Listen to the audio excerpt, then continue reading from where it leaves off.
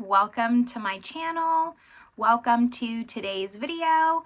I'm going to be going over all the purchases that I made in 2024 minus eyeshadows, so blush, bronzer, concealers, foundation, everything but eyeshadow, and I'm going to be talking about whether I thought it was worth it or not, just kind of think through some of my purchasing decisions and some reflections on those decisions. So if that sounds good to you, make sure you give this video a thumbs up, subscribe if you haven't yet. I would love it if you stuck around, but with all that, let's just get started. All right.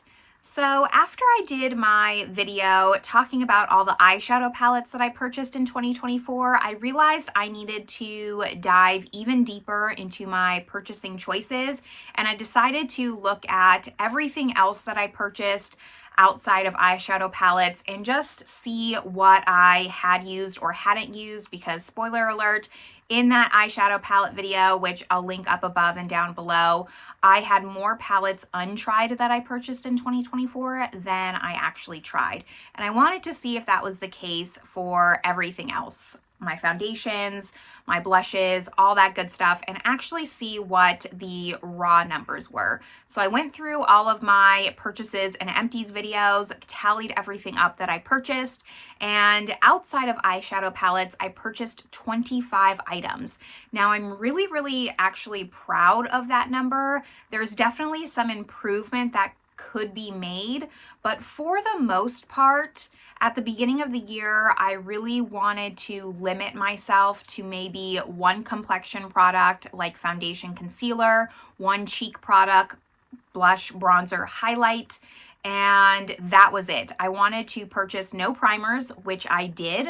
I wanted to purchase no lip products, which I did, with the exception of maybe a lip balm, but I'm not worried about that category, just to be transparent. No mascaras. I only purchased powder, concealer, foundation, bronzer, blush, and some miscellaneous. So let's go over all of those purchases and just talk about whether I think that they're worth it and what I have tried and haven't tried, because there's still some products, unfortunately, that I haven't even cracked into. But let's just start with like my miscellaneous category. And this, I have 7 products here. They are some eyeliner sticks. So I purchased 7 of the ColourPop lip eyeliners, and this was an okay purchase. I believe I purchased these in April, May-ish, when ColourPop was doing like a $5 eyeliner sale, and I decided I wanted to just have some more colored liners. I really don't have any in my collection.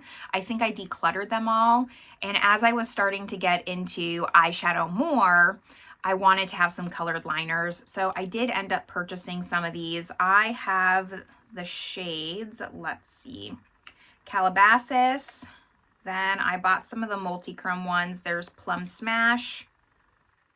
I have Power Trip. This one's a multi-chrome. Amethyst Hour, like a light purple. A darker purple, which is Actin' Up. This one's a multi-chrome as well. I'm not going to swatch them. Then there's Hit the Jackpot. I believe this is like a bronzy, and then Prance, which is like a light blue. When I purchased these, I was actually doing a good job of using them.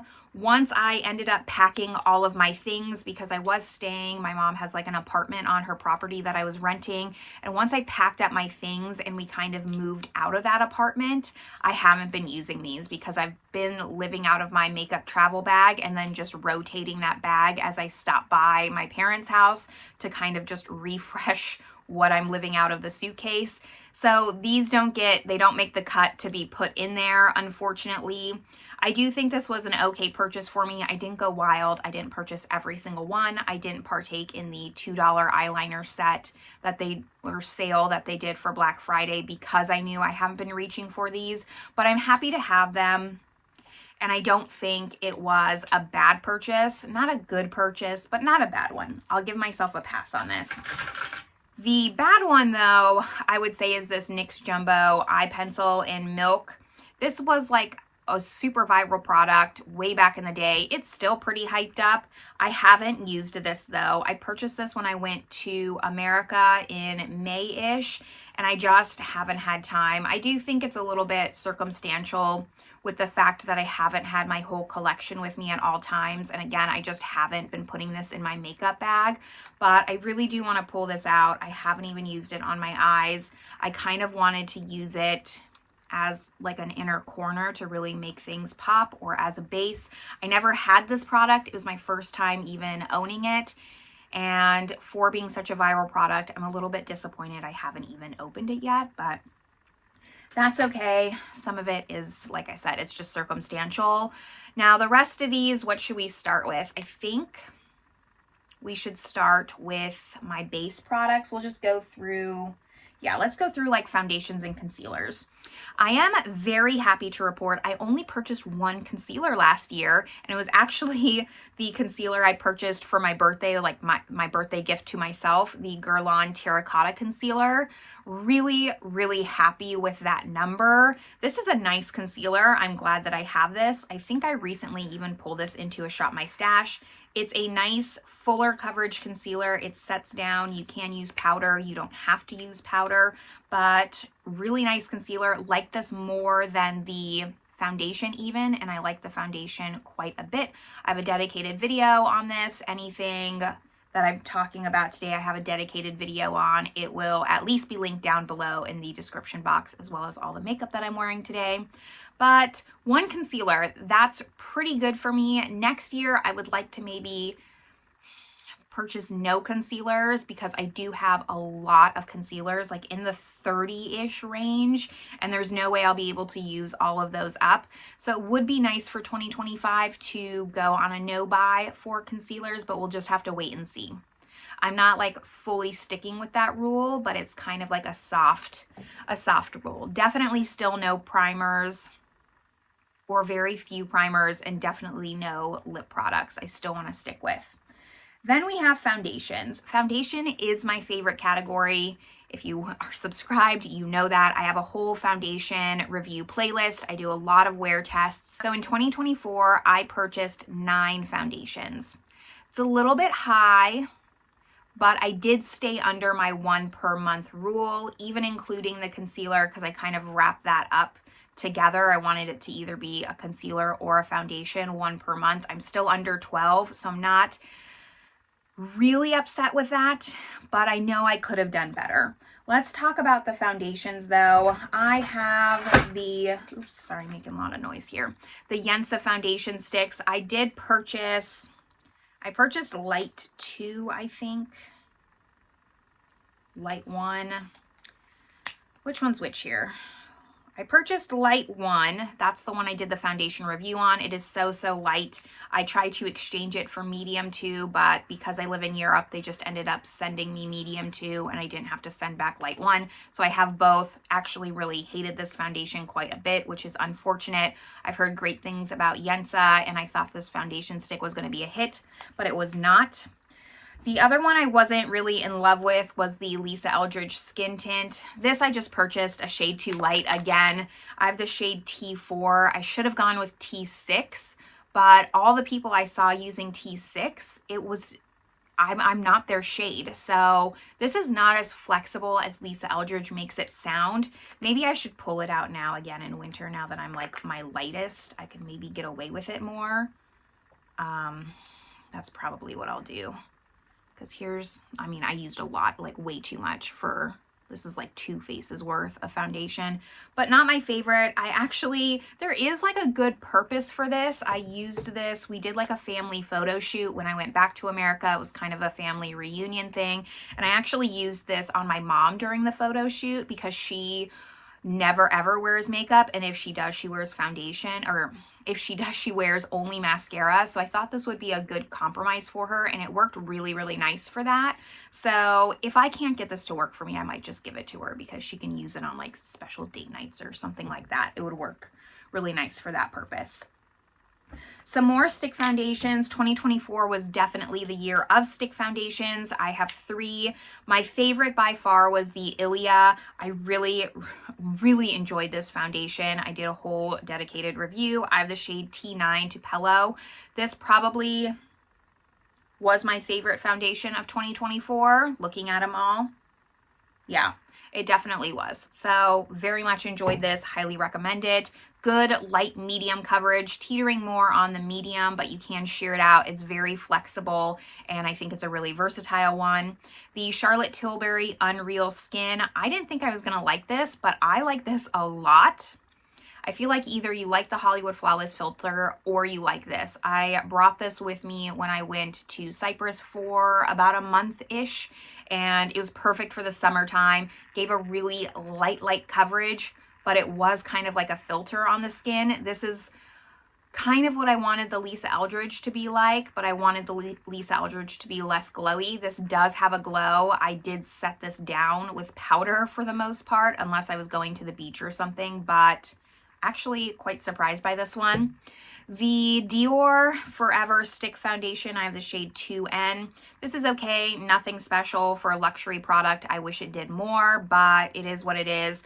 I kind of knew that going into this. Like, I just have never really gotten along with the Forever line. I've always liked the other Dior foundations, like the Face and Body, the Air Flash, just pretty much every other foundation but their Forever line. It's just a little too heavy.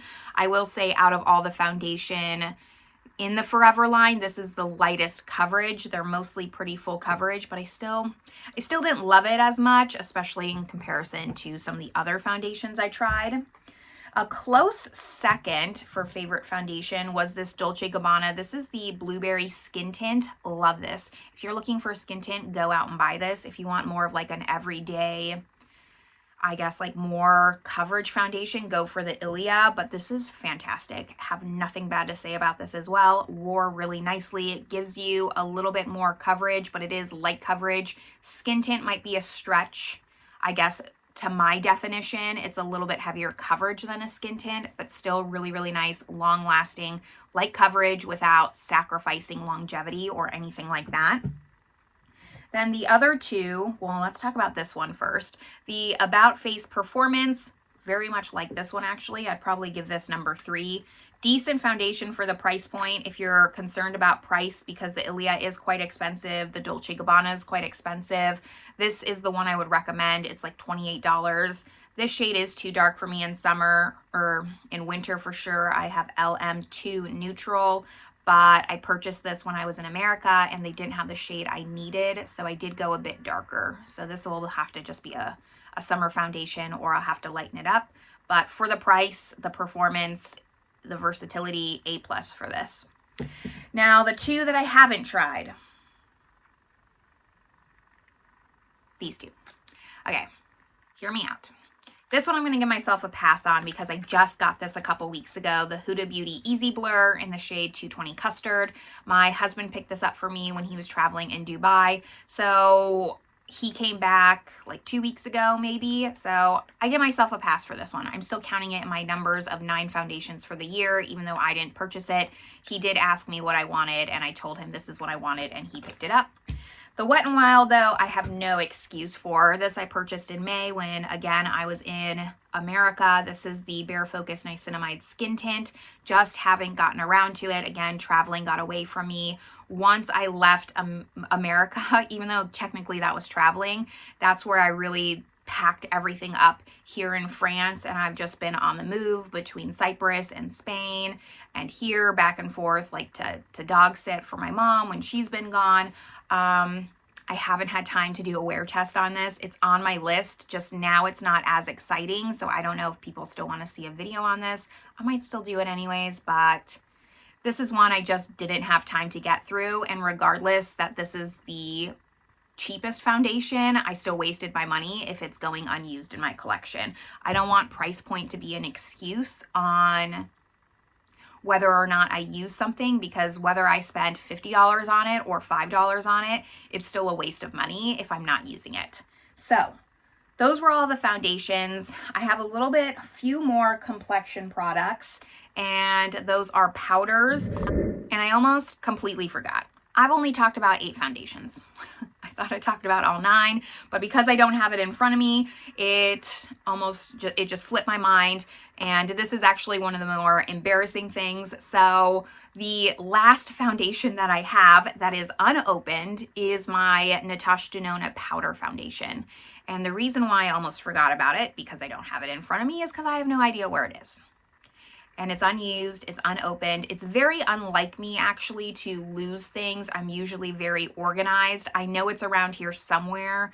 I just must have placed it in like a to be filmed area, and I can't find it because I also can't find one other product, and it very much surprises me that I can't find it. Like I said, I'm not someone who really misplaces things very often. So unfortunately, yeah, I have only 8 of the foundations that I purchased this last year. The 9th one is missing in action, and it was the Natasha Denona Powder Foundation. Purchased that right when it came out, again in May. I remember I was in America at the time, and I have not tried it. Same thing with the Wet n Wild, like, waste of money at this point. I'm not super interested in it as much anymore. I'll be honest, I'm more interested in trying the Wet n Wild if I was to prioritize one of them. The Natasha Denona, I just really haven't heard anything about, so I don't even know if it's good or not. I might still do a video on it. We'll see. Why not? Now we're going to move on to powder. I have a few more. Technically, I would put this in like the complexion area. The first one is the other thing that's missing in action. It is my Givenchy pressed powder in the shade 2, which is Satin Blanc.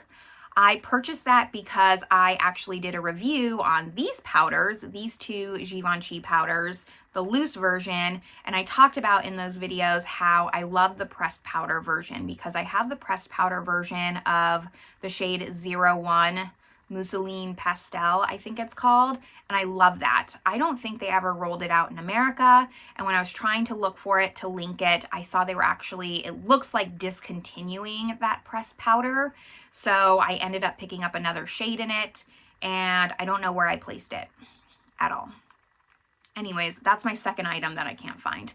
These 2 powders though, so 3 powders total that I purchased this past year, definitely not necessary for me. It was more for video purposes. I purchased the shade 002 Opalescence, which was Givenchy's new shade to the Prism Lib line. And then I purchased 03 Vol Rosé, which is kind of that viral pink one. I wanted to put the new shade extension up against the viral pink one. Did a whole video battle on it. It'll be linked. I still can't figure out if I have the new formula or the old formula. I know that the new formula doesn't have talc. Someone commented and let me know that, so thank you very much to that person. But I don't have the box, and the ingredients aren't on the back of this. So I still am unsure. I swear that they said it was the new reformulated version when I purchased it because, like I said, they extended the shade range. However, the new shade is still not available in America, and I just don't see the glitter in mine. And I've heard that the new one has glitter. Like, this is still pretty mattifying. So maybe I have the old version. I don't know. It doesn't make sense to me. We're not here to talk about that though. We're just here to talk about some numbers, and yeah, I'm okay with 3. Not necessary. Like I said, I have enough powders in my collection, but for video purposes, I'm okay with this purchase. I did purchase the minis and not the full size, so eventually maybe we'll get around to using them. I would like to really find my pressed powder version though, because I do prefer that a lot more than the loose powder. Now we get into cheek products. Bronzer, blush, and highlight. Good news first. The good news is I purchased 0 highlighters in 2024, and maybe that's not a shock for some of you because I know 2024 highlighters haven't been that big in trend, but I love highlighter. I still put highlighter on every single day, so I'm counting that as a win for not buying highlighter. I'm also counting it as a win on my decrease in blushes. So I purchased 2 blushes in 2024. I think that that's pretty good because it was definitely the year of the blush. Let's talk about the blushes I did purchase.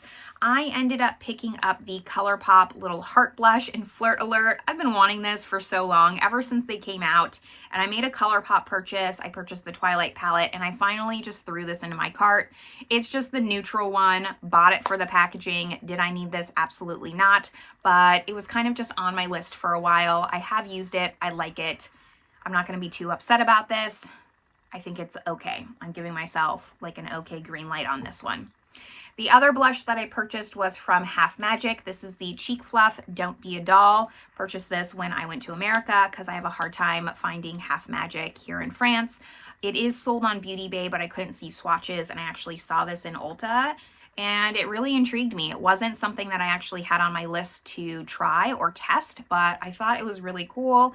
It is very much like a cheek fluff. It feels powdery to the touch, but it's definitely a cream. I have used this. I like it a lot. Don't love the packaging that much. Like, I really had to manipulate it, this egg carton packaging, to stay closed. I'm afraid it's going to dry out, but that's okay. So those were my two blush purchases. Now we get to the bronzers, which is the bad news. I purchased 6 bronzers in 2024. I don't think that that's that bad, but looking at how many I've used and how many are unopened, that's where the problem lies. So let's talk about the ones I have tried first. I have 3 that I've tried. There must be 7. This is wrong. Aha! I'm looking at my pile. Here is my Givenchy pressed powder. Okay, I had it in the wrong spot. We're going to rewind just a second so I can show you what it looks like. Back to powder. I'm so sorry. This video is a mess. But here's what the pressed powder looks like. And it is the shade 2. I have shade 1 in the pressed version. I probably will finish that one first before I crack into this one. So I guess technically it's kind of a backup, but I did purchase another shade. All right, so that's the answer to missing product number 1. Still missing the Natasha Denona powder. All right, back to bronzer and the bronzers that I tried. I have 3 of them that I tried. First, starting with my only cream, which is the Makeup by Mario Soft Sculpt Transforming Skin Enhancer. I have the shade Light. I actually picked this up for my birthday as well. Here, the Sephora doesn't do points the same way as they do in America. You get a $30 gift card for your birthday, and I picked up this. I kind of had this on my wish list for a while. Not like a priority item, but something I was interested in trying. So I picked it up with my free gift card and paid like $2 for it or something like that. Something is outside and the dogs are letting us know. It happens. I haven't used this since my birthday, honestly. Since January, I do shop my stash. I've rolled in other cream bronzers. It's probably about time that I roll this one in. I can't say I was like really impressed. There's other cream bronzers I like more than this one, so it was okay, but I got it for free, so I'm not too angry at that one. The other 2 bronzers that I ended up trying was this Gucci bronzer in the shade 1. It's okay. I don't think it's a must-have. I think there's better bronzers out there. Yeah, I definitely don't think it was worth the hype. Still want to try the blushes because I heard those are really good. The highlighters I heard are really good. I'm not really interested in the highlighters as much as the blushes, but you know, I got to try it. I have like a really luxe pretty packaging. I will say it looks really pretty. The product though, like, didn't blow my mind at all for the price point. The NYX Buttermelt Bronzer, I purchased this in Louisiana as well. I have the shade 2, all buttered up. It's okay.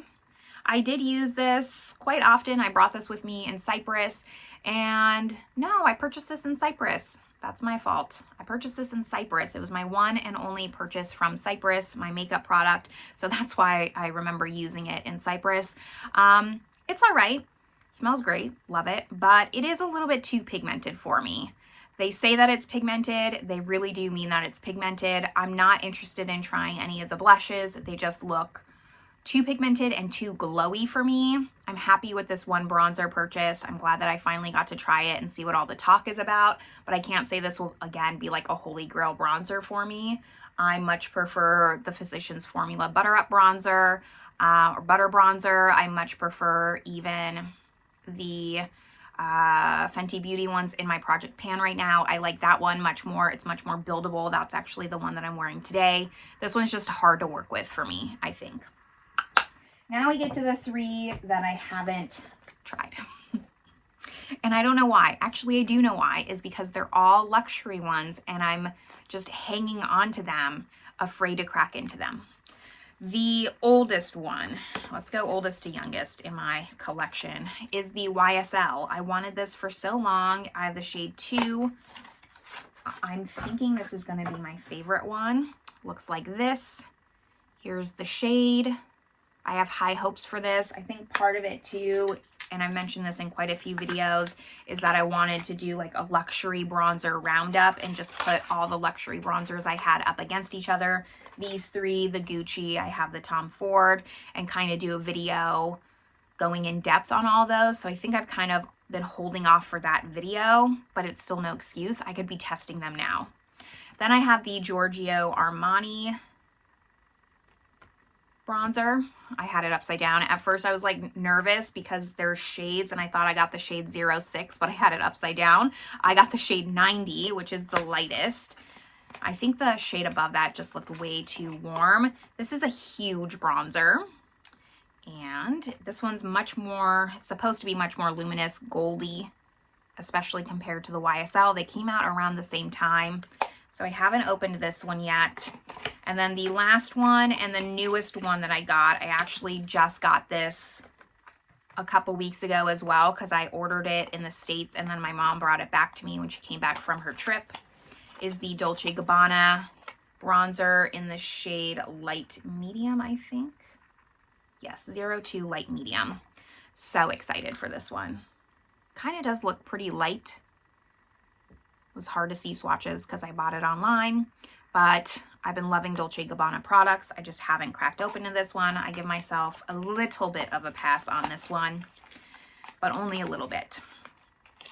So those were all of my bronzers, and those were actually all of my purchases. Mostly just disappointed on the bronzer purchases, I would say. A little bit on the foundations, but I did technically stay under goal. I still technically stayed under goal for cheek and complexion because with the bronzers and the blush, I'm at 8. So that's under 12. I'm happy with that, but I didn't use them all. And that's where, like, maybe even though I made the goal to have 12, one per month, that's still too much of a goal because, or too high of a goal because I didn't even have time to use it all between trying new things, trying to use what's in my collection already, and just my lifestyle. It's not the right goal. So I think that maybe next year, I don't know, I'm going to play around with it. I would love to hear your thoughts down below, but maybe my goal will be to half that number and only do 6 next year. 6 between concealer and foundation, between the two of them, 6 between bronzer and blush and highlight. That gives me like 2 each if I want to, or I can do all bronzer, all blush, whatever. Powder, we'll see. I'll kind of just keep that one up in the air. I really would like to just try to stay away from powder, primer, etc. Lips, like I already said, like maybe 1 would be okay, but that's maybe my goal. 6 seems a little bit unobtainable though. I'm thinking 8's a better number. Like, do I want to give myself a challenge or do I want to give myself like something that I know I can do? Because 8 I know I could do because that was kind of what I did this year. I went a little bit above that, but 6 seems hard. I will be happy if I do 6. I will not be upset if I do 8. How about that? We'll just kind of meet in the middle, but 6 will really be the goal, I think. Let me know your thoughts down below. What did you purchase last year? Have you tried everything that you purchased last year, or are you like me and you have some unopened things in your collection? Crack into them, love them. Don't do what I'm doing and just keep things to the side and not end up getting around to them. You purchased them for a reason because you wanted to love on them, and that's what I want to change in 2025. That is one of my New Year's resolutions. So let me know down below what you're doing to rectify that. If you do that, if you're someone who opens your makeup the day you get it, awesome. Tell me your secrets, please. Anyways, this is where I'm going to leave you all. I hope you liked this video and you're having a great day. I will see you in my next one. Bye, everyone.